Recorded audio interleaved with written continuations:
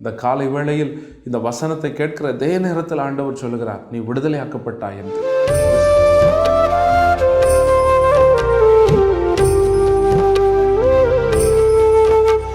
Price the Lord. கர்த்தருக்குள் அன்பானவர்களே, உங்களை வாழ்த்துகிறேன். அநேகருடைய இருதயத்தில் இருக்கிற ஒரு பெரிய கேள்வி, நான் எப்பொழுது விடுவிக்கப்படுவேன்? நிறைய காரியங்களில் இன்றைக்கி சத்ருவானவன் நம்மை சிறைப்பிடித்து வைத்திருக்கிறான். குடும்ப ஆசீர்வாதத்தில் ஒரு விடுதலை எதிர்பார்க்குறோம்.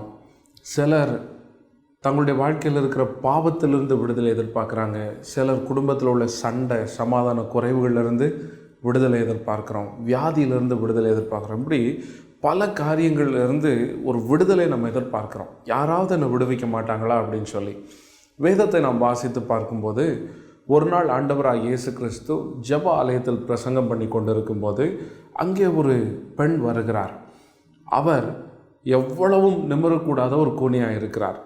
லூக்கா எழுதின சுவிசேஷம் 13ஆம் அதிகாரத்தை நாம் படிக்கும் பொழுது அதனுடைய 12ஆம் வசனம் சொல்லுகிறது, இயேசு அவளை கண்டு தம்மிடத்தில் அழைத்து, ஸ்திரீயே, உன் பலவீனத்தினின்று விடுதலையாக்கப்பட்டாய் என்று சொல்லி அவள் மேல் தமது கைகளை வைத்தார். உடனே அவள் நிமிர்ந்து தேவனை மகிமைப்படுத்தினாள். ஏறக்குறைய 18 வருஷமாக பலவீனப்பட்டிருந்த ஒரு ஸ்திரீ.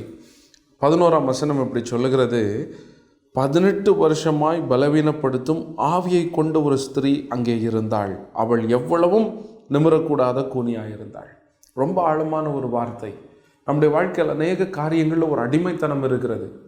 பலவீனத்தில் அல்லது பொருளாதாரத்தில், சமாதான குறைவில், எவ்வளவுதான் நம்ம குடும்பத்தில் அனுசரித்து போக நினச்சாலும் ஏதாவது ஒரு பிரச்சனை எழுதிட்டே இருக்கும். என்ன தான் நல்ல ஆகாரத்தை சாப்பிட்டு நல்ல மருந்துகளை எடுத்துட்டாலும் அந்த பலவீனம் மாறவே மாறாது. எவ்வளவோ கடினமாக உழைத்தாலும் ஒரு உயர்வை பெற்றுக்கொள்ள முடியாது. நல்லா புரிந்து கொள்ளணும், இப்படிப்பட்ட காரியங்களுக்கு பின்பாக ஒரு ஆவி கிரியை செய்து கொண்டு இருக்கிறது, அடிமைத்தனத்தின் ஆவி. இங்கே 18 வருஷமாக ஒரு பெண்ணை ஒரு ஆவி அடிமைப்படுத்தி வைத்திருக்கிறது, நிமிரக்கூடாதபடிக்கு. அப்போ இயேசு அவளை அழைத்து அவளை பார்த்து சொல்லுகிறார், உன் பலவீனத்திலிருந்து நீ விடுதலையாக்கப்பட்டாய் என்று சொல்லி. உன் பலவீனத்திலிருந்து உன்னை விடுதலை ஆக்குகிறான். அந்த ஆவியை அதட்டுகிறார். அதோடு அது அவளை விட்டு புறப்பட்டது. அவள் நிமிர்ந்து நின்றாள்.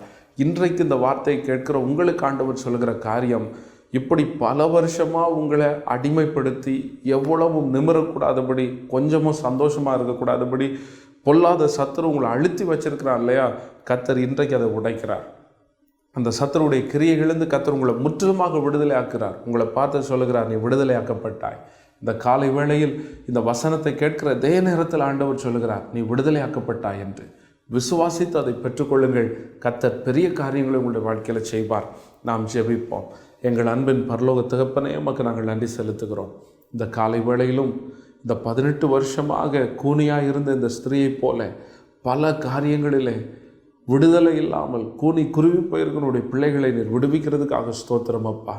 நீர் ஒரே ஒரு வார்த்தை சொன்னீர், நீ விடுதலையாக்கப்பட்டாய் என்று. அந்த வார்த்தை அவளை பரிபூர்ணமாய் அந்த பொல்லாத ஆவியிலிருந்து விடுவித்தது. அப்படியே கடன் தொல்லையினாலும், வியாதி பலவீனத்தினாலும், சமாதான குறைவினாலும், இன்னும் குழந்தையின்மையினாலும், பலவிதமான ஆசீர்வாத குறைவுகளினால் அடிமைப்பட்டு கூனி குருவி போய் நிற்கிற நம்முடைய பிள்ளைகளை கர்த்தர் விடுதலையாக்குகிறதுக்காக ஸ்தோத்திரம். இன்றோடு அவருடைய பாடுகள் உபத்திரங்கள் முடியட்டும். பெரிய காரியங்களை செய்யும்.